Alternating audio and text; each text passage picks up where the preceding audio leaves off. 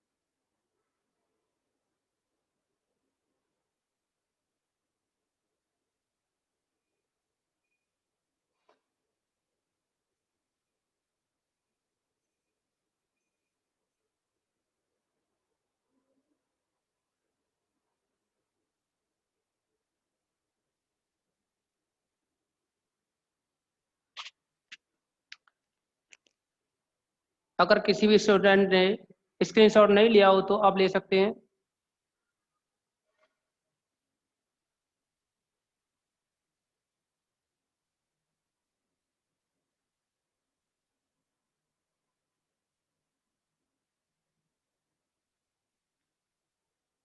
इसी के साथ एक और थ्योरम के बारे में डिस्कस करेंगे, लाग्रांज प्रमेय के नाम से है ये। बहुत अच्छी प्रमेय है, बहुत ही अच्छी प्रमेय है ये।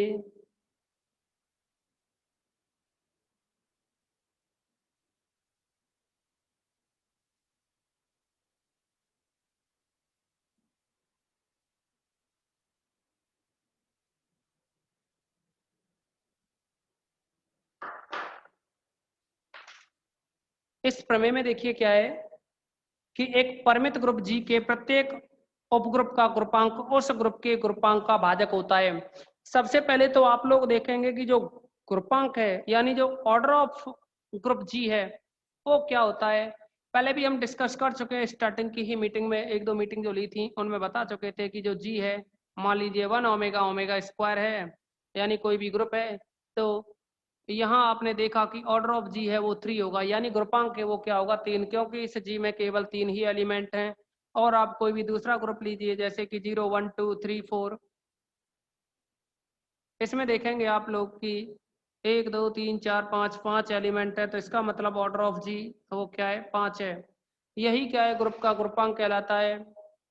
अब आपसे ये कहा है इस थ्योरम में अभी जो कराने जा रहे हैं कि एच है वो है उपग्रुप है जी का, यानी जी है वो तो क्या है ग्रुप है और एच है वो उपग्रुप है। तो यहाँ ऑर्डर ऑफ एच और order of G, order of G मान लीजिए एन है, ऑर्डर ऑफ एच है वो एम है।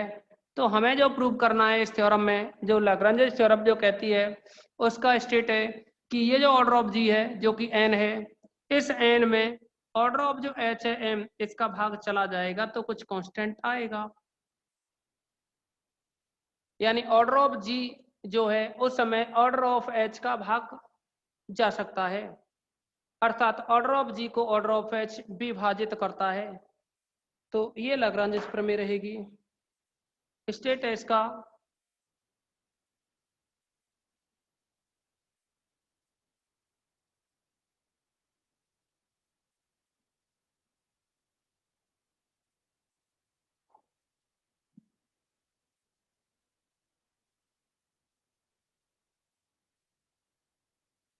जैसा कि हम पहले भी बता चुके हैं आप लोगों को कि कुछ ही मीटिंग आपकी जो क्या है यूट्यूब पे अपलोड रहेंगी, बाकी की सभी हाइड कर दी जाएंगी, यूट्यूब से प्राइवेट भी की जा सकती हैं, और लेकिन सभी वीडियोज को नहीं डाला जाएगा यूट्यूब पे। इसीलिए आप लोग क्या है कि कोशिश किया करो जितने भी लाइव रह सकें। तो लाग्रांज प्रमेय कहती है कि एक परिमित ग्रुप के प्रत्येक उपग्रुप एक परिमित ग्रुप के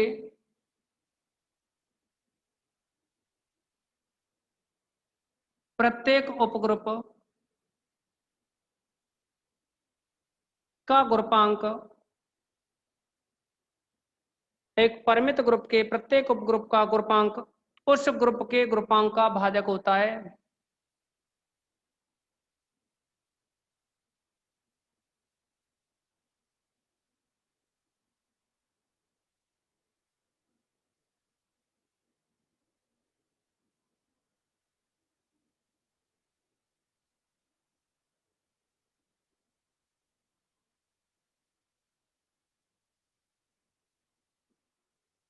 तो जैसा कि हमने आप लोगों को बताया कि एक परिमित ग्रुप के प्रत्येक उपग्रुप, मान लीजिए परिमित ग्रुप जी है, परिमित का है तो इसका मतलब जी में जो नंबर ऑफ एलिमेंट्स होंगे तो वो क्या है, फिक्स होंगे।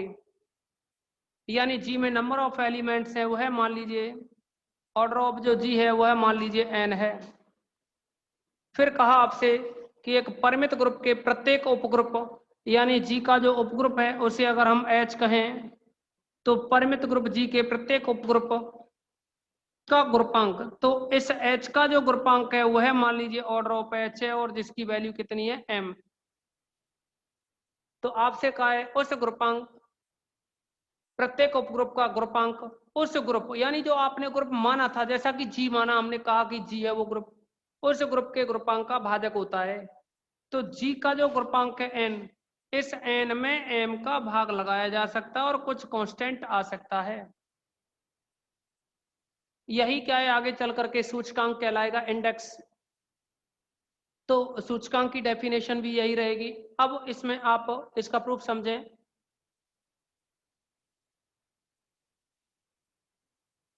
माना एच किसी ग्रुप जी का एक उपग्रुप है,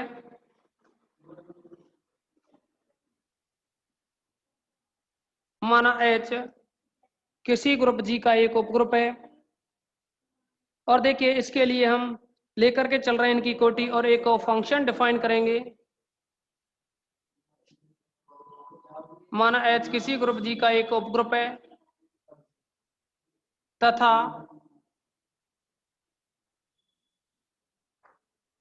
order of G is equal to N, एवं order of H is equal to M for all A belongs to G. यानी ए अगर जी का एलिमेंट है तो एच की जो कोटि है वो एम है और जी की जो कोटि है वो एन है। अब इसके लिए ए बिलोंग्स टू जी के लिए हम एक फलन डिफाइन करेंगे। माना एक फलन F H two A H कह दो आप या फिर एच ए कह दो।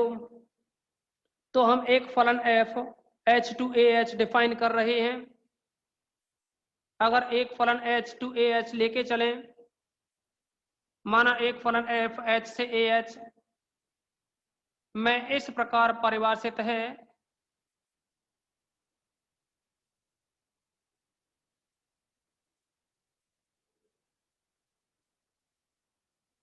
कि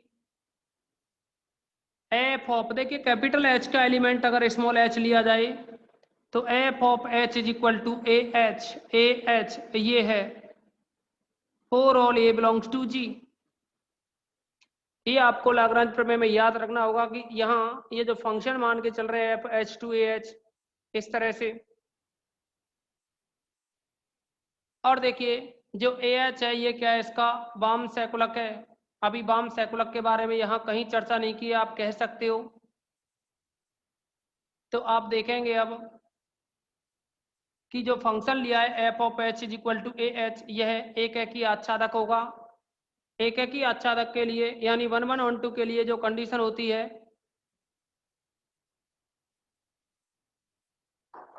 1 1 के लिए जो कंडीशन है यानी एक एक के लिए जो कंडीशन है वह है F of X is equal to F of Y लेकर के चलें और X is equal to Y आ जाए। जैसा कि आपको बताया F of X is equal to F of Y लेकर के चलें, X is equal to Y आ जाए, तो ये हो जाती है 1 1 के लिए कंडीशन, एक एक के लिए कंडीशन हो जाती है। ऐसे ही अगर हम यहाँ दूसरी भी कंडीशन होती है एक, अगर हम यहाँ x not is equal to Y लेकर के चलें और F of X not is equal to F of Y आ जाए, तो ये भी एक एक की कंडीशन होती है। यानी ये दोनों ही कंडीशन एक एक की होती हैं। एक एक के बारे में हमने बताया, जैसे कि मान लीजिए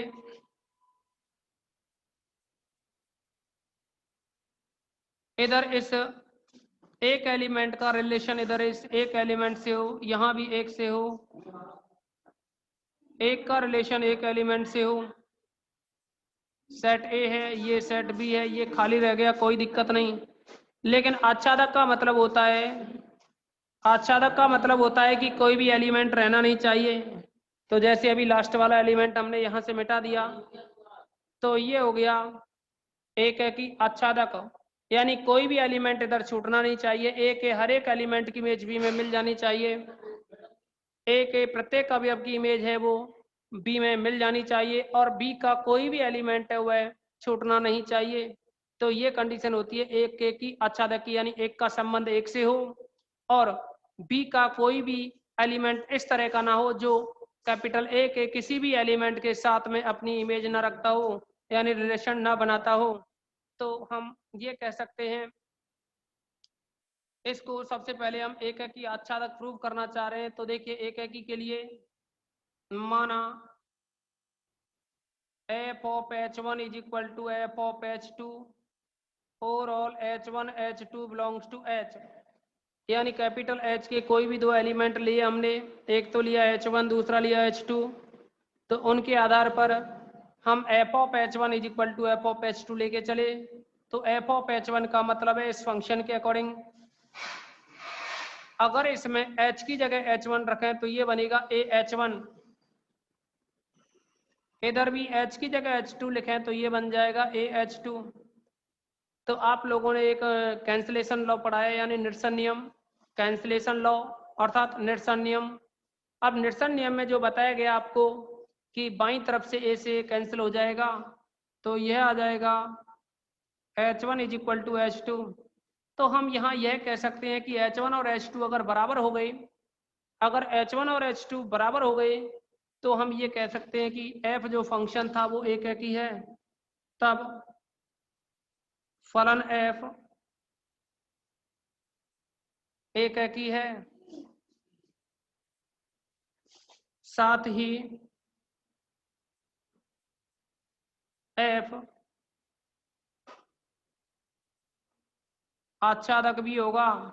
अभी देखिए आच्छादक के बारे में हमने इसलिए कहा कि H से AH में रिलेशन है, H से AH में रिलेशन है, तो अगर H का कोई भी एक एलिमेंट H ले रहे हैं तो यहाँ फिर AH बनेगा उसके लिए।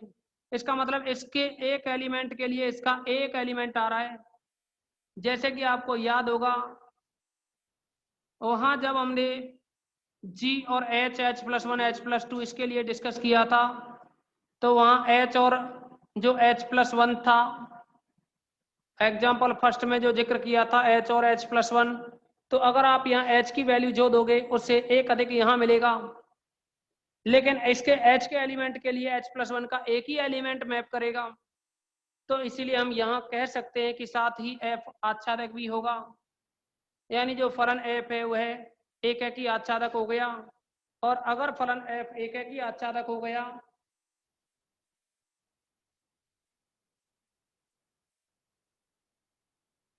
तो देखिए अगर फलन F है वो एक ही आच्छादक हो गया तो हम ये कह सकते हैं, समझेंगे इसमें, एक ही आच्छादक हो गया तो ये कह सकते हैं कि जितने एलिमेंट H में होंगे उतने ही एलिमेंट क्या है, जितने एलिमेंट H में होंगे उतने ही एलिमेंट फिर AH में होंगे, यानी ऑर्डर ऑफ H है वह ऑर्डर ऑफ AH के बराबर होगा। आप इसको AH कह दो या फिर ऑर्डर ऑफ HA कह दो, बात एक ही रहेगी। तो हम ये कह सकते हैं तब order of H is equal to order of HA is equal to order of AH, ये कंडीशन बनेगी। अब हमने आप लोगों को एक और भी कंडीशन बताई थी, जो कि G इज इक्वल टू जो होता है वो union of A belongs to G AH के इक्वल होता है AH, या इसी को आप HA भी लिख सकते हो, उससे कोई फर्क नहीं पड़ता। इसका मतलब हुआ अगर हम बात करें इसके आधार पर, एक और महत्वपूर्ण बात बताई थी हमने कि जो G होता है वह असंयुक्त जितने भी सहसमुच्चय होते हैं, जितने भी सहसमुच्चय होते हैं असंयुक्त, उनके यूनियन के बराबर होता है। सेट जो G है वह G के जितने भी असंयुक्त सहसमुच्चय होंगे उनके यूनियन के बराबर होता है, जैसा कि हमने एग्जाम्पल 1 में बताया।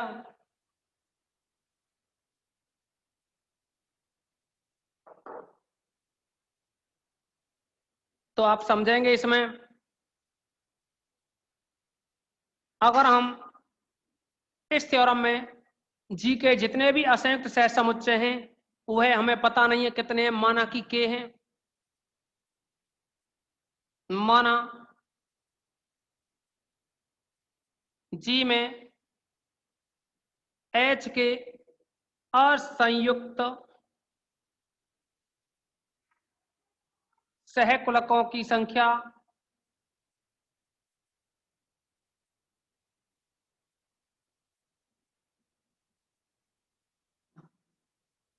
स्मॉल के है, अर्थात जो सेट जी है,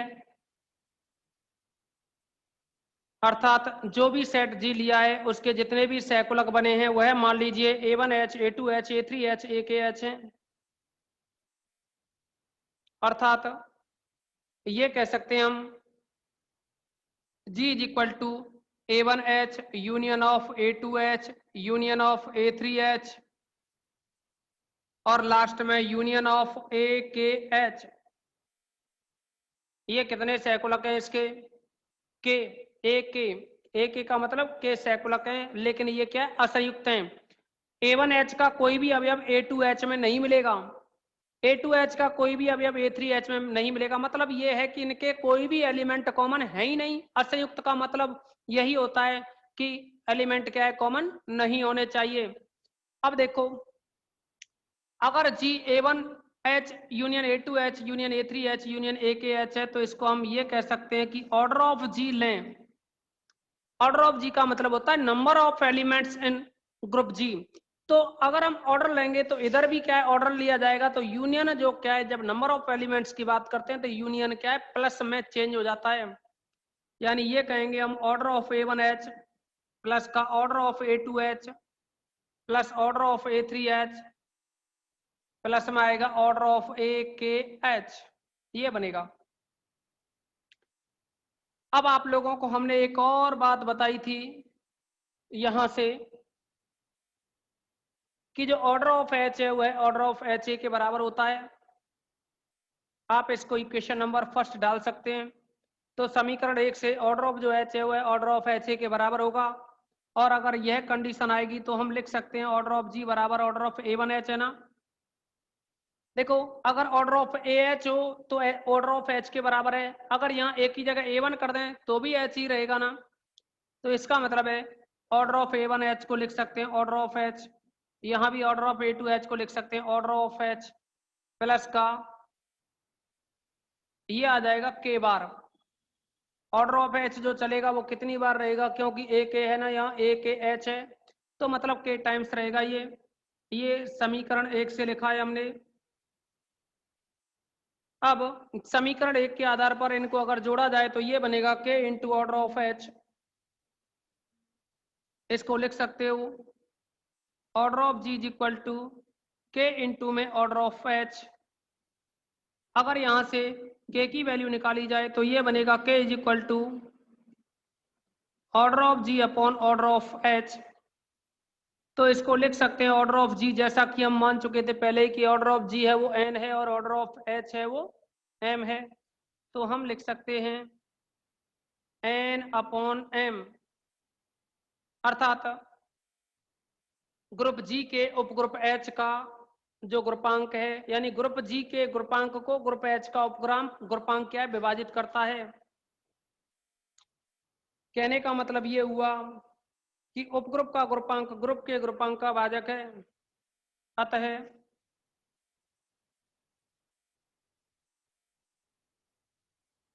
उपग्रुप का ग्रुपांक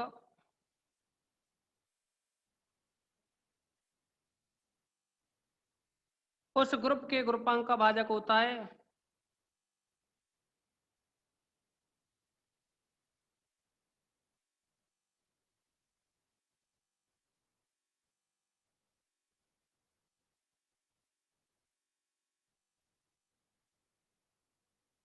आप लोग इसका स्क्रीनशॉट लें।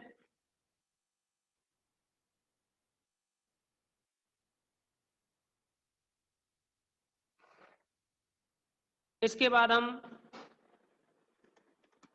इंडेक्स की डेफिनेशन बताएंगे आपको, इंडेक्स ऑफ ए सब ग्रुप।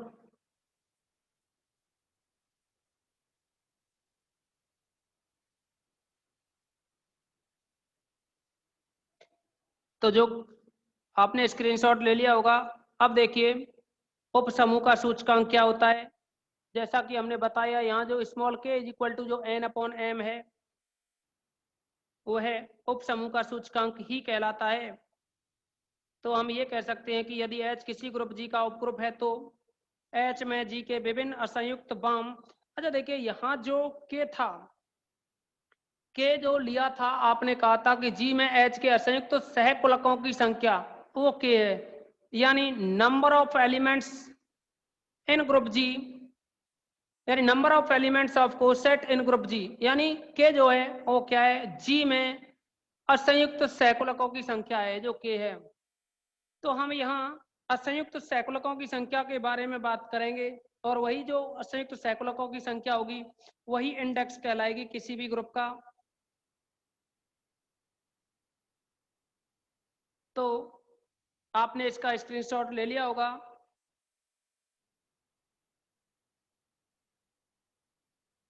केले प्रमेय बहुत अच्छी, सॉरी लैग्रांज प्रमेय है, ये बहुत अच्छी प्रमेय है। इसके बाद अगली यूनिट में क्या होगा कि एक प्रमेय और आएगी जो केले प्रमेय के नाम से जानी जाती है, वो भी बहुत ही महत्वपूर्ण प्रमेय है। इन दोनों प्रमेय में से दोनों की दोनों आ सकती हैं इस बार एग्जाम में, लेकिन कम से कम एक तो आएगी, ये फिक्स है। तो अब हम पढ़ रहे हैं उपग्रुप का सूचकांक।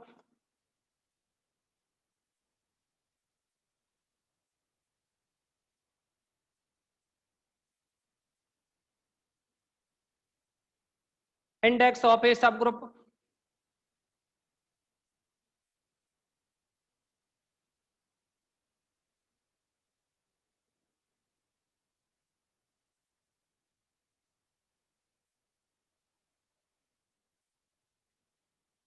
माना एच किसी ग्रुप जी का एक उपग्रुप है, तब जी में एच के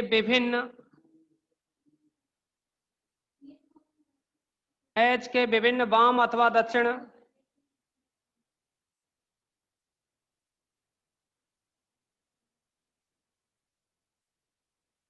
सहकुलकों की संख्या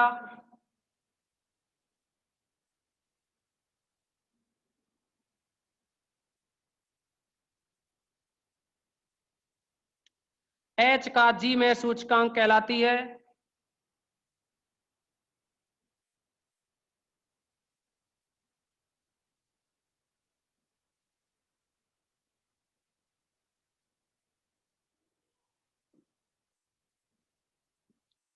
और इसे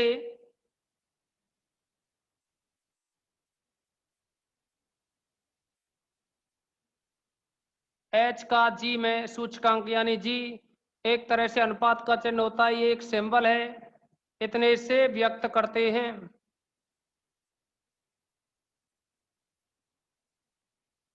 अब देखो इसको रिप्रेजेंट करने का तो ये तरीका है। अगर हम यहाँ यह कहें कि H के जो असंयुक्त वाम अथवा दक्षिण सहसमुच्चयों की संख्या जो K है, तो लाग्रांज प्रमेय के अकॉर्डिंग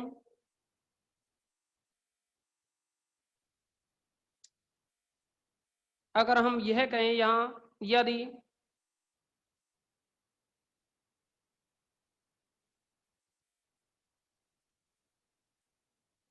H के असंयुक्त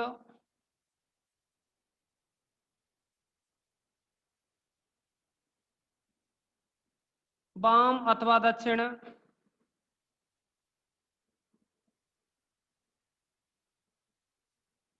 सहकुलकों की संख्या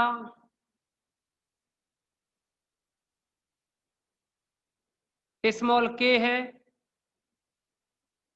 तब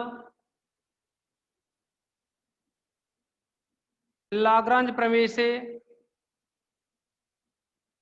small k is equal to जो बना था order of G upon order of H था, इसके कोई हम इस सिंबल से भी व्यक्त कर सकते हैं, थोड़ी देर पहले ही बताया, order of G upon order of H, इतना भी लिख सकते हैं। तो आज की इस मीटिंग में बस इतना ही रखेंगे।